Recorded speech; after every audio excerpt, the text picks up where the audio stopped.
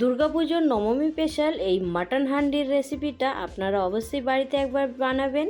আর এটা কেমন হয়েছে আমাকে কিন্তু কমেন্ট করতে ভুলবেন না।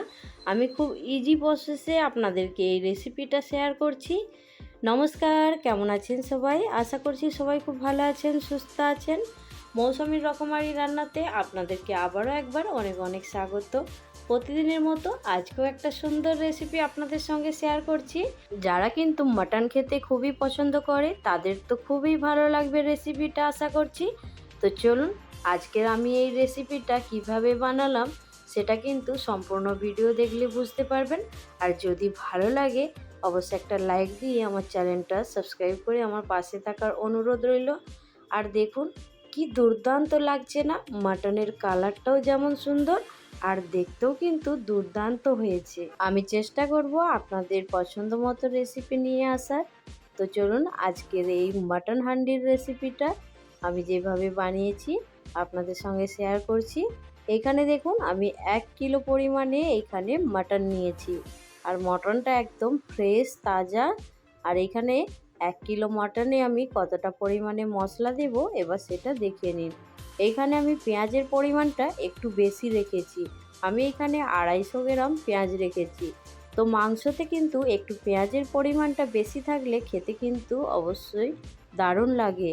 আপনারা একবার একটু পেঁয়াজের পরিমাণটা বেশি দিয়ে দেখবেন। তো আর এইখানে আমি 30 গ্রামের মতো রসুন নিয়েছি। তো এইখানে রসুনটা আমি সঙ্গে সঙ্গে পিষে নিয়েছিলাম বলে মিক্সির জারেতেই ছিল, নিয়ে নিয়েছি। আর এইখানে দেখুন আদা বাটা, সেটাও কিন্তু আমি সমান পরিমাণ মতোই নিয়েছি, 30 গ্রামের মতো।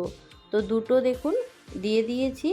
এবার এর মধ্যে দিয়ে দেব 1 চামচ ধনে গুঁড়ো, আর দিয়ে দেব 1 চামচ জিরে গুঁড়ো।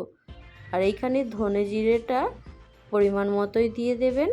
দিয়ে দিচ্ছি হলুদ গুঁড়ো 1 চামচ ভর্তি করে, এর থেকে আর বেশি দেব না, কালারটা কিন্তু খারাপ হয়ে যাবে।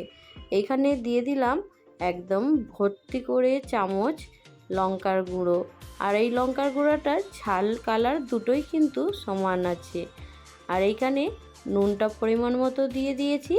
এবার এই 3টে টমেটো কেটে ছোট করে দিয়ে দেব মাংসতে। এইখানে দেখুন টমেটোটা আমি কেটে নিয়ে দিয়ে দিলাম মাংসের মধ্যে। এবার খুব ভালো করে এই মশলাটা মাখিয়ে নিতে হবে। তো এর মধ্যে এবার দিয়ে দেব পরিমাণ মতো একটু সরষের তেল। পুরো রেসিপিটা বানানোর জন্য আমি কিন্তু এখানে 150 গ্রাম সরষের তেল নিয়েছি, খাঁটি সরষের তেল। আর বাঙালিরা তো মাংস রান্না মানেই সরষের তেল দিয়েই রান্না হয় বাঙালিদের বাড়িতে। তো আমিও সরষের তেল দিয়েই আজকের রেসিপিটা বানাবো। এবারে এইখানে খুব ভালো করে দেখুন আমি পেঁয়াজটা হাতের মধ্যে একটু চাপ দিয়ে মাংসর সঙ্গে খুব ভালো করে মশলাগুলো মাখিয়ে নিচ্ছি। আর এইখানে তেলের পরিমাণটা সম্পূর্ণ মাংস রেসিপিটা বানানোর জন্য 150 গ্রাম নিয়েছি। এখন কিন্তু আমি 50 গ্রামের মতো দিয়ে দিয়েছি। এবার খুব ভালো করে এইগুলো একটু মাখিয়ে রেখে দেব। চলুন তাহলে এটা মাখিয়ে নিই আগে।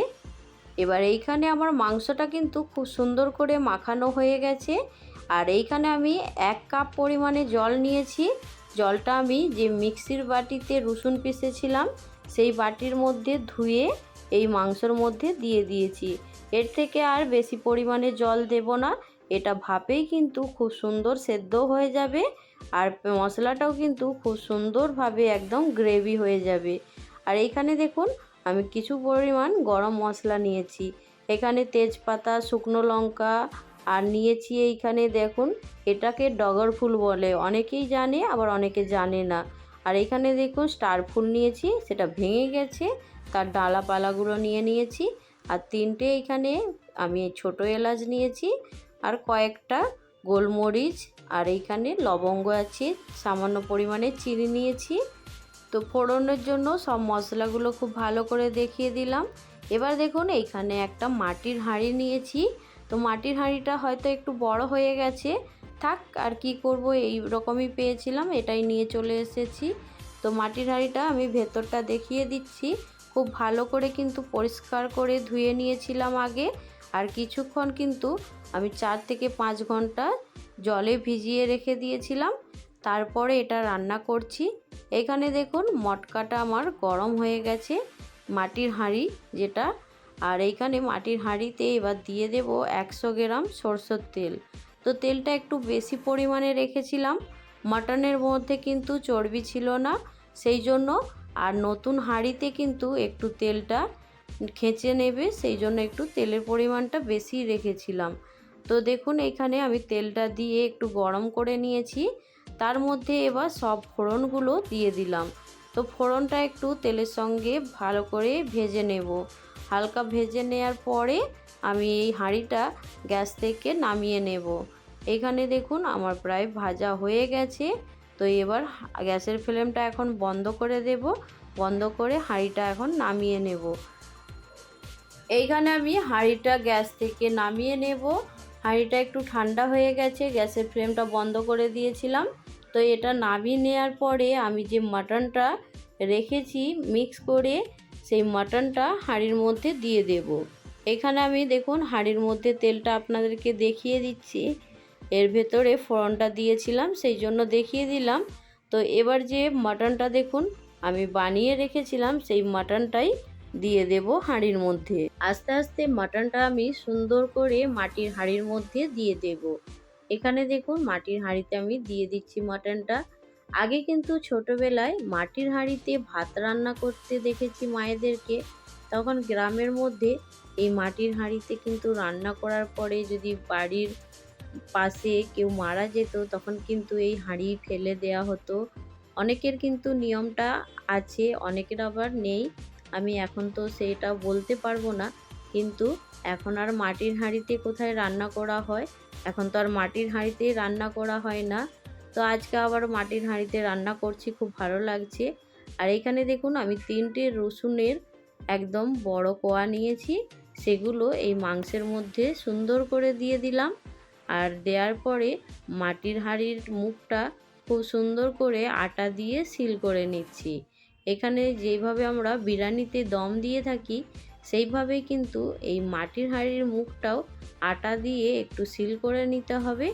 দিয়ে ওপর থেকে একটা ভালো করে ঢাকনা ঢাকা দিয়ে একদম প্যাক করে নিতে হবে। তাহলে আর এর মধ্যে থেকে ভাপটা আর বাইরে বেরিয়ে আসবে না। আর মাংসটা সেদ্ধ হতেও কিন্তু খুব কম সময়ের মধ্যে হয়ে যাবে। কম সময় বলবো না, এটা বানাতে আমার 1 ঘন্টা 10 মিনিট লেগেছিল। তো এইখানে দেখুন আমার এটা হয়ে গেছে। এবার ওপর থেকে একটা ঢাকনা ঢাকা দিয়ে দেব। ঢাকনা ঢাকা দিয়ে তারপরে গ্যাসটা অন করব। এখানে খুব ভালো করে আমি দেখুন সিল করে নিয়েছি। এবার গ্যাসটা অন করে হাঁড়িটা আমি বসিয়ে দেব। এখানে দেখুন চারপাশটায় সুন্দর করে একদম প্যাক হয়ে গেছে। আর গ্যাসটা অন করে আমি এখন গ্যাসের ওপরে বসিয়ে দিয়েছি এই হাঁড়িটা। এবার গ্যাসের ফ্লেমটা যে আছে সেটা একদম হাই ফ্লেমে ছিল, এবার সেটা আস্তে আস্তে লো ফ্লেমে করে দেব। এখানে দেখুন গ্যাসের ফ্লেমটা হাই আছে, আস্তে আস্তে লো ফ্লেম করে দিয়েছি। দেওয়ার পরে এটা এখন 1 ঘন্টা আমি ওয়েট করব। আর মাটনটা সিদ্ধ হতেও কিন্তু 1 ঘন্টা সময় লাগবে, যেহেতু গ্যাসের ফ্লেমটাও একদম স্লো আছে আর হাঁড়ির মধ্যে নাড়াচাড়া করা যাবে না। সেই জন্য একদম 1 ঘন্টা পরে আপনাদের কাছে ফিরে চলে এলাম। এখানে আমার 1 ঘন্টা হয়ে গেছে। এবার আস্তে আস্তে আটাটা একটু ছাড়িয়ে নেব আগে, তারপরে ঢাকনাটা খুলে নেব। ছুরিতে করে আটাটা আমি সাইড থেকে কেটে দিয়েছি, কিন্তু এর ঢাকনাটা খুলছিল না। আর এই জন্য আমি একটা বড় চামচ নিয়েছি, চামচে করে খুব আস্তে আস্তে আলতো হাতে ঢাকনাটা আগে খুলে নেব। তো এইখানে দেখুন চামচটা দিয়ে আমি ঢাকনাটা খুলে নিচ্ছি। তো আমার ঢাকনাটা খোলা হয়ে গেছে। আর এখানে দেখতে পেয়েছেন গরম ভাপ একদম উঠছে ওপরে। এবার আস্তে আস্তে এইখান থেকে আটাটা আগে সরিয়ে নেব, তারপরে আপনাদেরকে দেখাচ্ছি মাটনটা কি অবস্থায় আছে। এখানে একটা চামচ দিয়ে আমি আটাটা খুব সুন্দর করে সরিয়ে নিয়েছি। এবার একটা চামচ ভেতরে ঢুকিয়ে একটু নাড়াচাড়া করে নিচ্ছি। নেওয়ার পরে আপনাদেরকে তুলে দেখাবো এটা কতটা সুন্দর হয়েছে আর কতটা লোভনীয়। এবার চামচ দিয়ে আমি তুলে দেখাচ্ছি, দেখুন এটা দুর্দান্ত লাগছে দেখতে। আর একটা মাংস আমি একটু চেপে দেখে নিয়েছিলাম সেদ্ধ হয়েছে কি না, সেদ্ধটাও কিন্তু খুবই সুন্দর হয়েছে। আমি ওপর থেকে এক মুঠো ধনেপাতা কুচি দিয়ে দিলাম যাতে টেস্টটা আরও বেড়ে যায়। এবার গ্যাসের ফ্লেম বন্ধ করে আমি এটা নামিয়ে নিয়েছি গ্যাস থেকে। দেখুন কালারটা কি দুর্দান্ত এসেছে। আজকের এই মাটন হান্ডির রেসিপিটা আপনাদের কেমন লাগলো জানাতে কিন্তু ভুলবেন না। তো এই রেসিপিটা রুটি পরোটা ভাতের সঙ্গে কিন্তু অসম্ভব সুন্দর লাগে, আর যেটা দিয়ে খেতে ভালো লাগবে সেটা দিয়ে খেতে পারবেন। আর এই রেসিপিটা যদি আপনাদের ভালো লাগে অবশ্যই একটা লাইক দিয়ে দেবেন। এইরকম সুন্দর সুন্দর রেসিপি আপনাদের সঙ্গে শেয়ার করব। আরও একটা নতুন ভিডিওর সঙ্গে দেখা হবে। আর এখানে দেখুন মাটনটা এতটাই সুন্দর সেদ্ধ হয়েছে যে দুটো আঙুলে চাপ দিলেই কিন্তু মাটনটা ভেঙে যাচ্ছে, আর খুব সুন্দর সেদ্ধ হয়েছে আবারও বলছি। আর এই রেসিপিটা দেখার জন্য সবাইকে অনেক অনেক ধন্যবাদ। আর পুজোতে সবাই খুব আনন্দ করবেন। আর এইরকম নতুন নতুন ভিডিও নিয়ে আরও একটা ভিডিওর সঙ্গে তাড়াতাড়ি চলে আসবো। সবাই ভালো থাকবেন, সুস্থ থাকবেন, বাই।